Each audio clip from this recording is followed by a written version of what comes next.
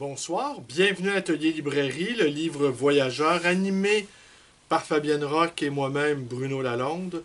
Nous sommes à Montréal le 28 avril 2022.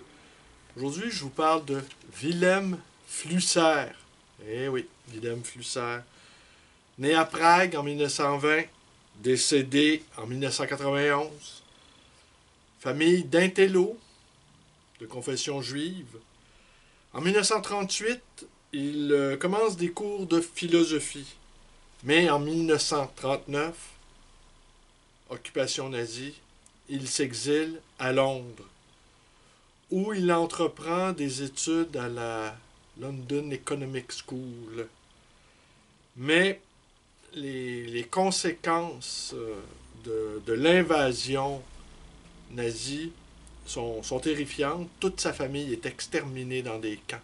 Son père, sa mère, ses sœurs, ses grands-parents, qui ont été exécutés dans divers camps. Et en 1940, il émigre au Brésil. Il devient maître de conférences à l'université Sao Paulo, s'intéresse à la vie culturelle et artistique de son pays d'adoption, publie son premier livre en 1963, Langage et réalité. En 1972, il quitte le Brésil et il s'installe en Allemagne et il finit ses jours dans le sud de la France. Alors, ce qu'on dit de lui, ce qu'on dit de son style, c'est un style éclectique, incisif, de courts ouvrages, mais qui relie entre eux divers sujets, l'éthique, l'esthétique, la philosophie du langage, la technologie, l'écriture, l'image, la photographie. A beaucoup écrit sur la photographie. En fait, de telle sorte qu'a développé une philosophie de la photographie comme étant une très importante modification dans notre manière d'envisager le récit. Une rupture dans la linéarité du récit. Et le regard que l'on a pu poser sur soi a été modifié fondamentalement par cet apport technologique. Alors, il a beaucoup travaillé cette question, avec évidemment l'arrière-plan phénoménologique, parce que ce que je n'ai pas encore dit, c'est que le Flusser, première manière, a été très influencé par Heidegger, les existentialistes et la phénoménologie. Et le passage que je vais vous lire, qui parle des livres, alors, est vraiment dans l'esprit de la phénoménologie, c'est-à-dire le retour aux choses. Et le retour aux choses est le retour aux choses dans l'en-soi des choses. Alors, ce qu'on a dit de lui, surtout, c'est qu'il était un philosophe, pour simplifier, de la communication. J'ai lu il y a quelques années, je ne me souviens pas si j'ai commis une vidéo sur le sujet, mais j'ai lu il y a environ presque 3 ans, jour pour jour, j'ai lu Post-Histoire. Et le livre publié aux éditions TNP Work Unity, un livre en français, je tiens à le souligner, et dont la conception graphique, tous les codes étaient brouillés. C'était de créativité folle, je ne l'ai pas sous la main, peut-être, je vais sans doute faire je vais vous le partager, je vais le trouver, hein, et je vais vous le partager en note de bas d'écran. Et c'était très novateur en mon sens. Et ce livre, Post-Histoire, et à mon avis, j'avais été assez bouleversé parce qu'il établissait des parallèles entre notre modernité et l'expérience des camps. c'est clair que sa pensée ayant été meurtrie, ayant été façonnée par la disparition de ses proches, hein, on reste encore dans la... C'est le fil rouge de cette série de vidéos, hein. On reste encore dans la littérature, dans la philosophie lazaréenne.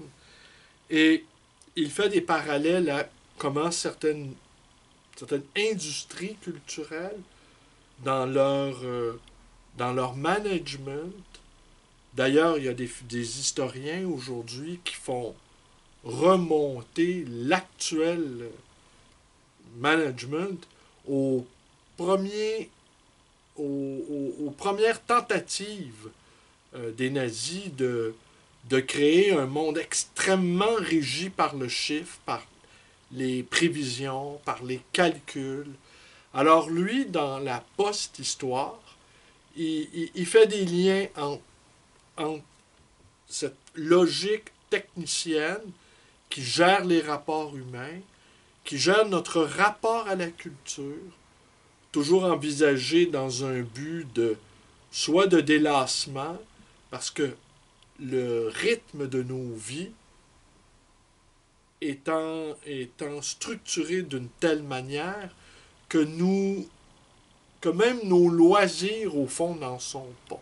C'est une manière encore pas de propagande, mais de nous maintenir dans un état où nous alternons productivité et pause. Non pas ressourcement, non pas capacité à réfléchir les événements, mais simplement pause pour se donner l'élan de continuer.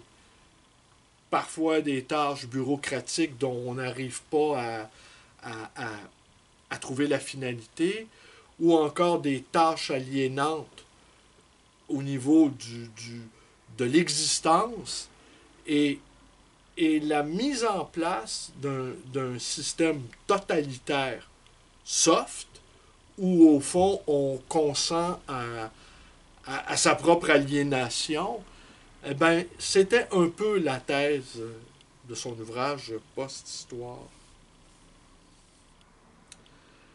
Et ce que nous dit ce livre, La force du quotidien, qui est paru chez HMH, Maison d'édition canadienne, québécoise, si vous voulez. Et c'est très curieux parce que il a été imprimé en France pour l'édition MAM, mais pourtant, HMH, c'est québécois. Alors, il y a quelque chose là-dedans qui m'échappe. Je sais qu'il y a eu... ouais, mais ça, on l'a vu, mais ça remonte à quand même assez loin que, que Fabre, entre autres, hein, dans la vidéo d'il y a 2 jours, Fabre a eu des liens d'affaires, ou peut-être même c'est Crémazie, peut-être que je confonds.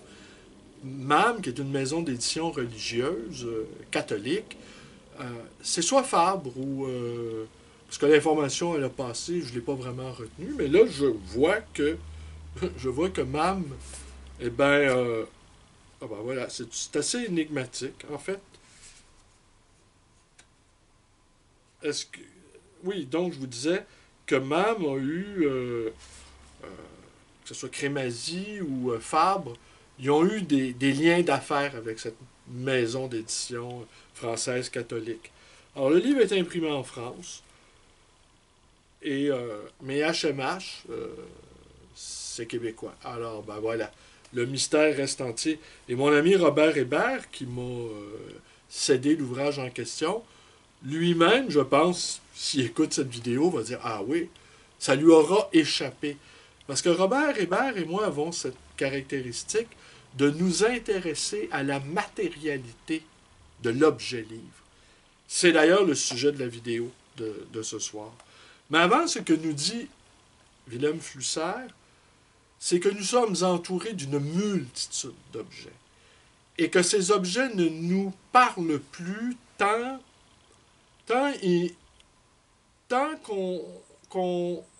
ne nous parlent plus parce que nous ne les voyons plus, tellement nous sommes habitués à leur présence.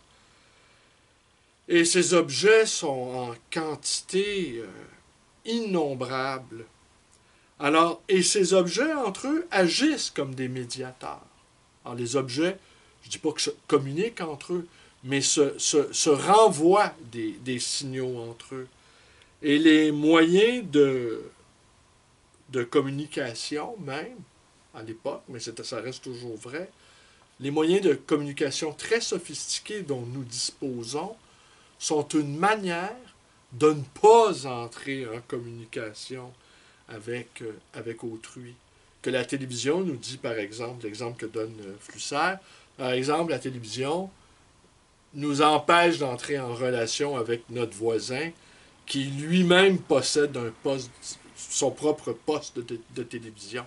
On le voit aujourd'hui, tout le monde, à peu près en tout cas, possède un ordinateur. Tout le monde est branché sur les réseaux, mais la reliance des ordis entre eux et nous, comme médiateurs, loin de nous unir, loin de créer de la liaison entre nous, bien souvent ça agit de manière contraire. Qu'au fond, ces objets-là deviennent des objets d'incommunication. On reste enfermé dans notre propre mental, dans nos propres considérations, et on a... Et même les moments où on réussit à recréer du lien, si on veut, c'est en recréant des tribus qui partagent le même esprit, le même oxygène, et dans un contexte antagoniste avec soit la société au complet, soit antagoniste à d'autres tribus, et la fusion ne se fait pas. On aurait pu penser que c'est ce moyen moderne. On a cru au début que ce moyen moderne nous, nous offrirait une communauté, enfin, et nous offrirait de l'information que nous aurions pu faire circuler, mais c'est pas exactement ça qui se passe. Alors, cette méta-communication, au fond, elle est faite de rupture, elle est faite de bris, elle est faite de guerre, elle est faite même aujourd'hui, elle se juxtapose à la réalité à un point tel que, bon, ben, dès que quelque chose ne nous convient pas au niveau de l'information, ça devient nécessairement une fake news. Ce n'est pas que Trump qui a utilisé des fake news. Et en plus, la technologie, cette technologie-là nous donne une illusion de la puissance, une illusion de toute puissance et de force. Et je pourrais rajouter aussi que quand Flusser a écrit cet ouvrage, au début des années 60, l'objet de son étude, c'était les médias progressifs, à savoir la télé et le cinéma. Il n'avait pas anticipé la venue d'Internet. Mais la force du quotidien, on revient au fond à la phénoménologie, c'est que il faut qu'on réapprenne à, à voir comment... Il faut revoir à nouveau les objets. Il faut les redécouvrir en quelque sorte. Et c'est par cette saisie phénoménologique, on s'arrête, on regarde l'objet, comme vous pouvez faire l'expérience si dans les prochains jours vous avez à prendre des transports en commun, l'autobus est approprié. Imaginez que vous venez d'arriver à Montréal, que vous êtes un touriste et que c'est la première fois que vous voyez la ville. Je peux vous garantir que vous ne la verrez plus de la même manière si vous adoptez la position du touriste qui découvre la ville. Qui tout à coup, et je me livre assez souvent à cet exercice de faire semblant, de jouer à être un propre touriste dans ma propre ville. Et c'est assez étonnant les résultats, l'effet d'étrangeté. qui se conjugue avec à la fois l'effet de familiarité et qui s'entrelacent même. Et tout à coup, je vois des choses que je n'avais pas vues. C'est pas juste que je débuste le petit détail qui m'avait échappé. Tout à coup, c'est un regard neuf qui... c'est comme si j'avais des nouveaux yeux, en quelque sorte. C'est comme si j'avais une nouvelle capacité à saisir l'essence des choses. Et j'aurais envie de pousser l'analogie plus loin en disant que peut-être aussi il faut procéder de la même manière avec notre propre existence. La reprendre à sa racine même. La ressentir existentiellement comme si c'était la première fois qu'on vivait. Même si on a accumulé un nombre considérable, je parle pour moi, d'années déjà, cette vieille carcasse qui se meut sur le ciment, mais cette carcasse-là est encore capable de se réinventer. Mais ça se réinvente, je me réinvente par le regard. En regardant autour de moi de manière neuve les choses, comme si je ne les avais jamais vues. On me fait des tatas, j'imagine, c'est des clients, en tout cas, doivent se dire, le gars, il parle tout seul dans sa librairie tard le soir. Alors, il faut s'arranger pour que les objets même nous disent des choses, que les objets nous surprennent à nouveau, que ces objets familiers, d'ailleurs, c'est de ça dont il nous entretient, Flusser, c'est qu'il redonne une nouvelle réalité à ces objets familiers. Alors, je vais vous donner quelques exemples d'objets familiers dont vous allez voir le passage sur les bibliothèques est assez extraordinaire. Les cannes. Hein? Oui, il y a des choses à dire sur les cannes. Les bouteilles. Les stylos.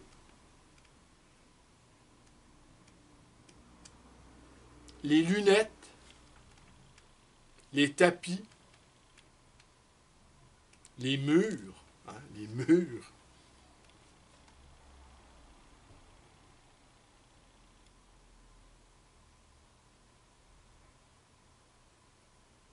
Il faut dire comme... et si nous acceptons que les murs nous parlent, voyez, en fait, accepter l'idée que les murs nous parlent et que les oreilles aussi ont des murs. Hein?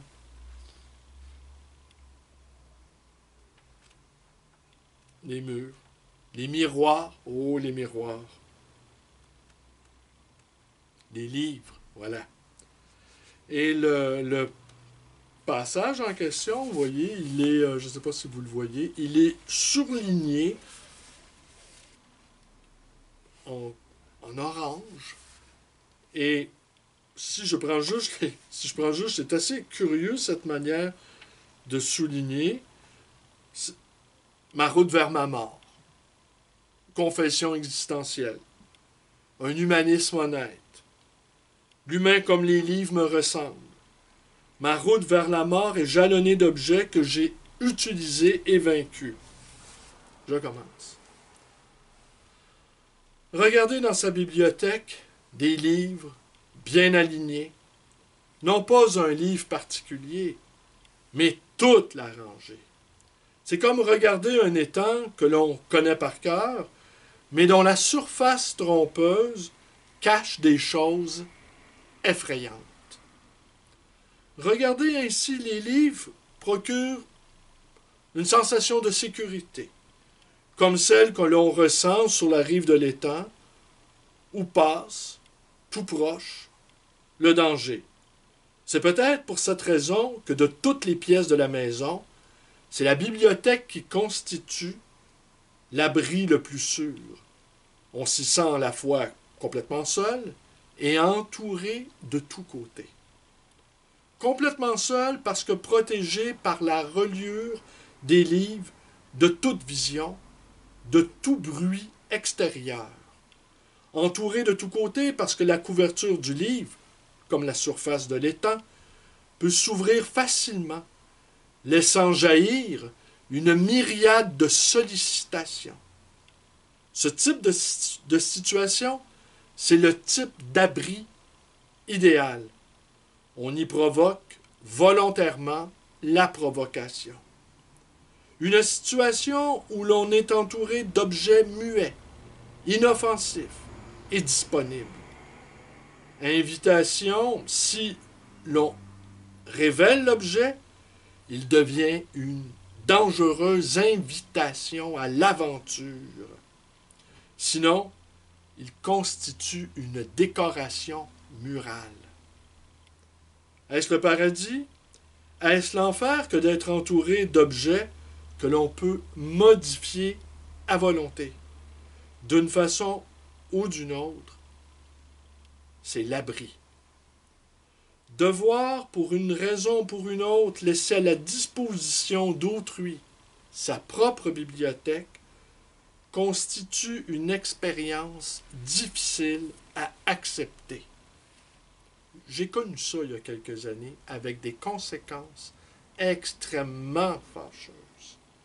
Cette expérience modifie l'attitude envers la bibliothèque et la maison, mais aussi envers les livres et le monde.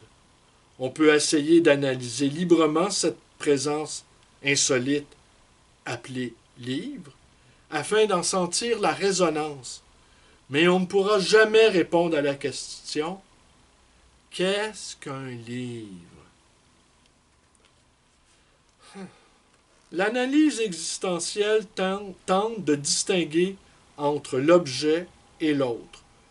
L'objet est un phénomène du monde extérieur que je rencontre sur ma route vers le futur, ma mort, qui m'empêche d'avancer et voilà ainsi ma vision de la mort.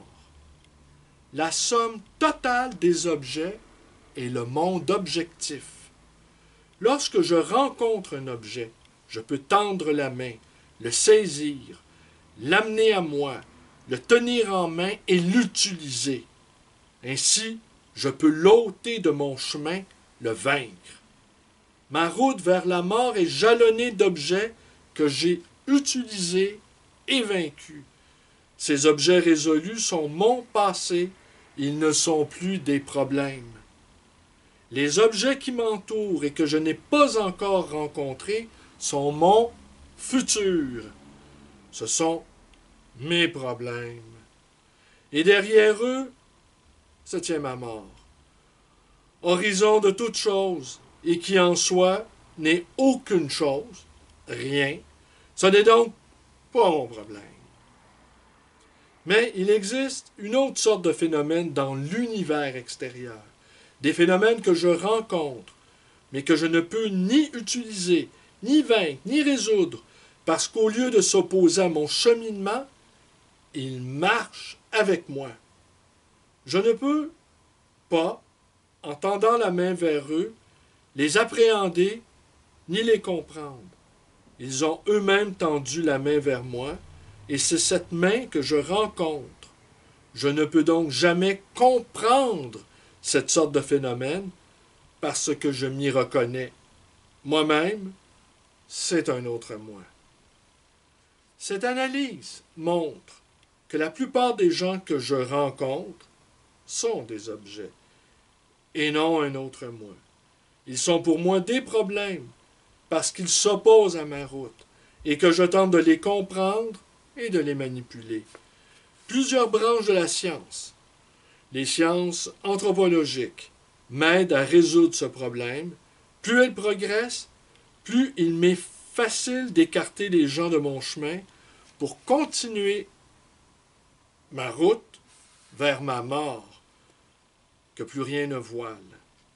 Très peu de gens parmi ceux que je rencontre sont d'autres moi. Ainsi, le commandement « aime l'humanité » est tout à fait différent de « aimez-vous les uns les autres ». Mais ces autres que je rencontre peuvent n'être pas des hommes. Il se peut par exemple que j'ai l'impression d'avoir rencontré autrui au cours du phénomène appelé livre. Un phénomène que je ne peux appréhender. Mais comment est-ce possible? N'ai-je pas défini l'objet comme un phénomène préhensible et l'autre par un phénomène non préhensible? Et pourtant, cette certitude d'avoir rencontré une présence qui m'accompagne vers la mort et dans laquelle je me reconnais, cette certitude qui caractérise la présence d'un autre moi, elle existe bel et bien en dépit de toute définition. Ce genre de confession existentielle est bien sûr un argument de poids contre un humanisme honnête. Les hommes ne sont pas tous semblables à moi, donc égaux. Et certains phénomènes qui n'ont rien d'humain, comme les livres, me ressemblent. On peut montrer par des arguments raisonnables liés à l'humanisme que ce genre d'aveu est le signe d'une erreur. Ce sont des arguments de poids auxquels nous serons tous sensibles. Cependant, ils nous feront douter de la raison même. L'un de ces arguments, par exemple, dira « Les hommes ne sont pas supposés vivre en foule, mais en petits groupes, clans, villages, équipes, etc. C'est dans ces groupes qu'ils se reconnaissent l'un l'autre. La foule est un problème réel. Les sciences anthropologiques devraient donc nous aider à manipuler non pas l'homme, mais la foule, afin que nous puissions y reconnaître l'homme. L'exploitation inhumaine de l'homme par l'homme est donc due en partie à l'explosion démographique. On note ici que le péril démographique, au début des années 70, il y avait deux dangers qui nous guettaient tous, en fait, qui nous guettaient tous, qui guettaient l'humanité, c'était la pollution et la surpopulation. Et par enchantement, la question de la surpopulation, et Dieu sait que le nombre d'humains a augmenté depuis les années 70, a complètement disparu des discussions. Parce qu'un argument spécieux qu'on a entendu et qu'on entend encore, c'est que la Terre peut technologiquement nourrir tous les hommes. Mais il n'y a plus personne presque sur cette Terre qui ne vit que pour manger. On vit parce qu'on veut donner du sens à notre vie. On vit parce qu'on veut explorer autour de nous tous les objets. On veut appréhender tous les objets qui s'offrent à nous. On veut que ces objets-là, on les prenne, on les jette, et Dieu sait qu'on en utilise et qu'on en jette. Et on ne veut pas vivre simplement juste pour s'alimenter. Alors qu'on suppose que, oui, il y a des hommes sur cette terre qui vont se contenter juste de manger ce qu'il faut, juste pour simplement vivre, c'est pas possible. Alors, mais cependant, notre mode de fonctionnement, qui est fondé sur la dépense extrême, nous oblige en quelque sorte à accroître de manière considérable le nombre de consommateurs. Et ce ne sont plus des humains qui n'ont que quelques éléments à se mettre sous la dent qui permettra à la société de consommation de croître. Il nous faut des goinfres, il nous faut des affamés d'objets, il nous faut des affamés de sens, il nous faut des gens qui auront tout loisir de pouvoir réfléchir ou de ne pas réfléchir, mais assurément qui ne se contenteront plus de seulement se maintenir vivant. Petite parenthèse.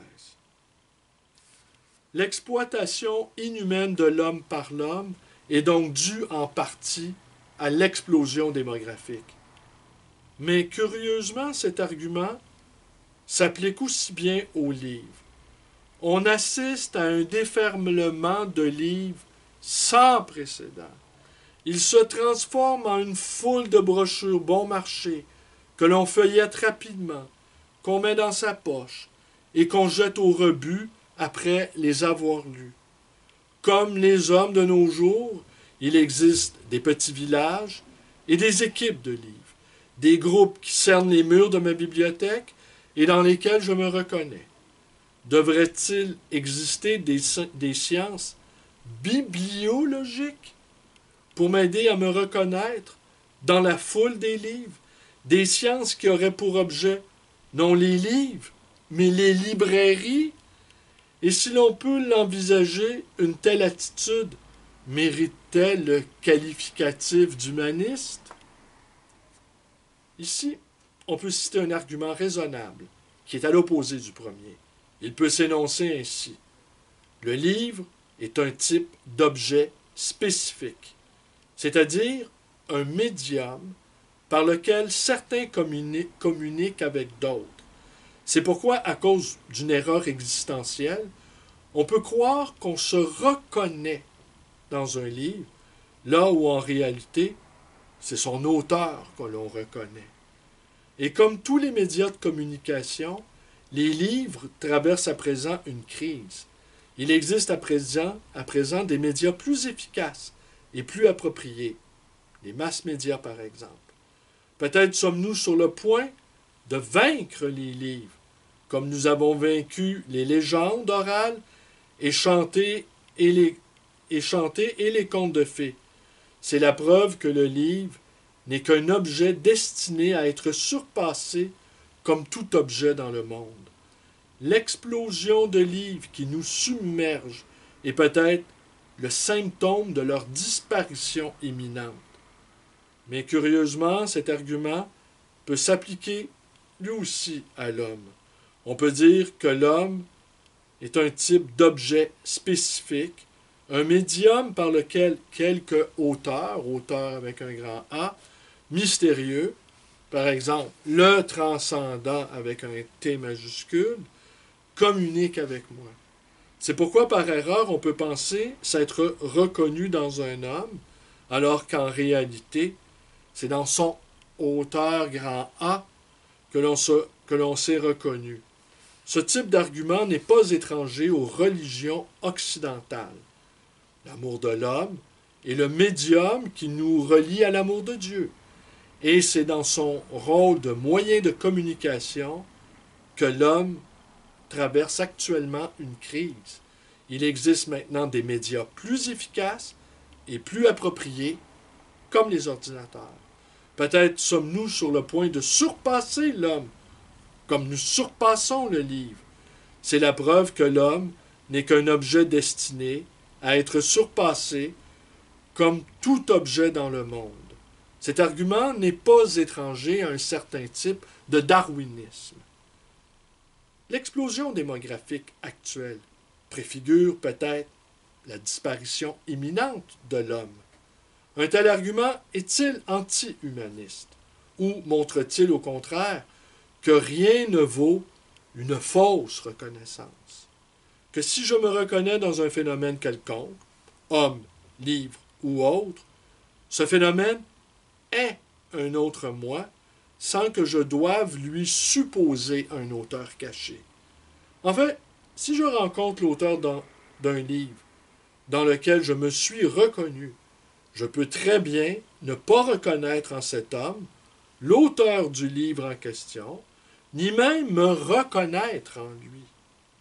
Et si je pouvais rencontrer l'auteur, grand A, de l'homme, me reconnaîtrais-je en lui, lui, grand L, ou bien au contraire, me serait-il entièrement étranger? Car aben fata libelli, et bien sûr aben fata homines. Et si les hommes et les livres ont un auteur, ce qui en un sens, ne fait aucun doute, ils tendent à devenir autonomes. Que veux-je dire, en fait, lorsque je dis qu'un objet a un auteur? Cette question amène deux réponses. Génétiquement, historiquement, l'objet peut s'avérer avoir été créé par quelqu'un ou par un autre objet.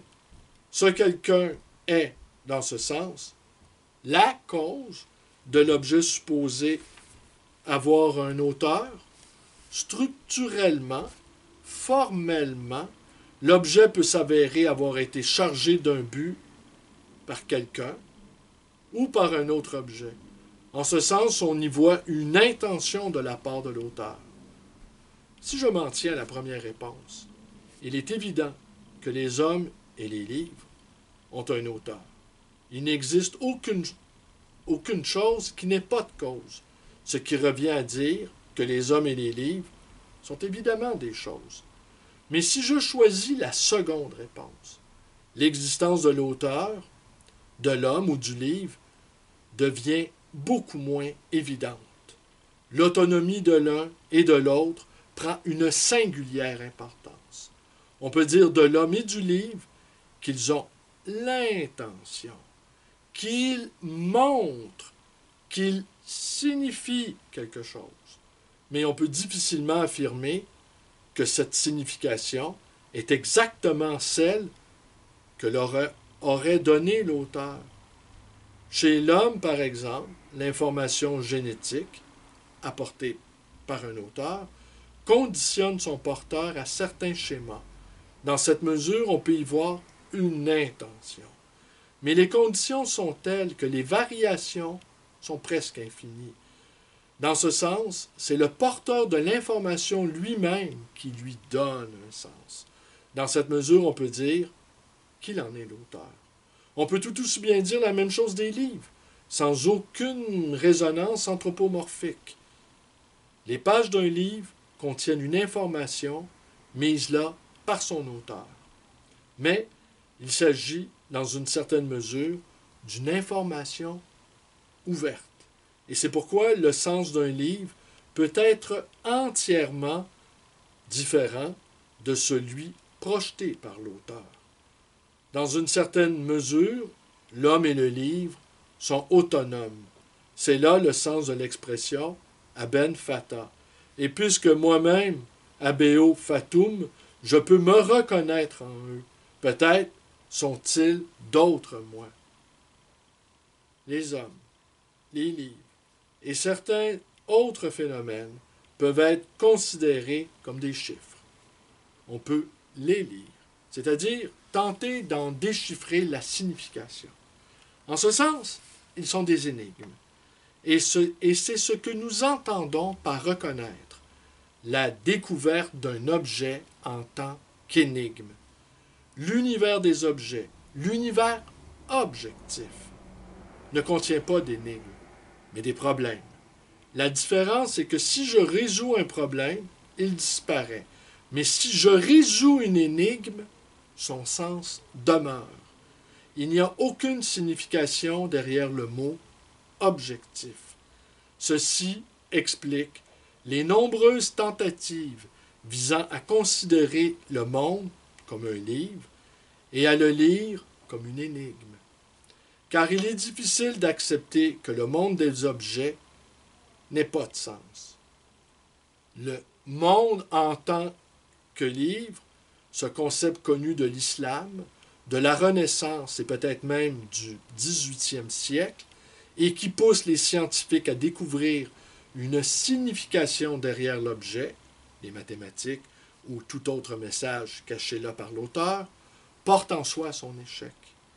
Car tôt ou tard, il s'avère que le sens qu'on vient d'y découvrir lui a été donné, non pas par l'auteur du monde, mais par ceux qui y cherchaient un sens. C'est pourquoi on ne peut pas se reconnaître dans le monde des objets, il est aveugle au sens. Il semble donc que l'homme et le livre, ainsi que certains autres phénomènes, aient une chose en commun. Je peux les considérer soit comme des objets, partie du monde objectif, soit comme d'autres moi, des sujets dans lesquels je peux me reconnaître. Cependant, il y a évidemment une différence fondamentale entre l'homme et le livre. On peut y trouver une base à l'humanisme, l'ambiance de la bibliothèque, dans laquelle j'ai commencé cet essai le prouve. La différence peut s'établir ainsi. Si l'on veut voir l'homme en tant qu'objet, il faut l'examiner et regarder la couverture. Si l'on veut voir le livre comme un autre moi, il faut l'examiner et l'ouvrir. L'homme est un livre ouvert qu'on doit fermer pour le prendre en main. Le livre est un objet fermé qu'on doit prendre en main pour l'ouvrir. L'idéal de beaucoup d'utopies est d'utiliser l'humanité comme une bibliothèque où la tranche des livres, ouverture, serait tournée vers le mur et le dos, manipulable vers le propriétaire. Ici, il faut bien comprendre, la tranche, c'est ça ici. Hein? Souvent, les gens confondent la tranche et le dos.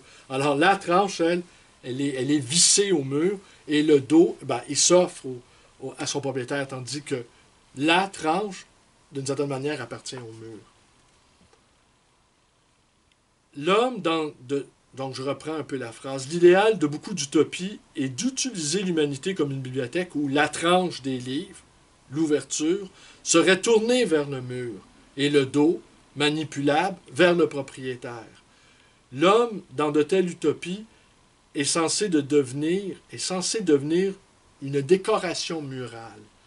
Toutes les énigmes de la Terre seraient ainsi vaincues, mais non pas résolues, et l'on pourrait retourner à la béatitude de l'innocence inculte, cette sorte de paradis ou d'enfer que vise maintes courants de pensée politique.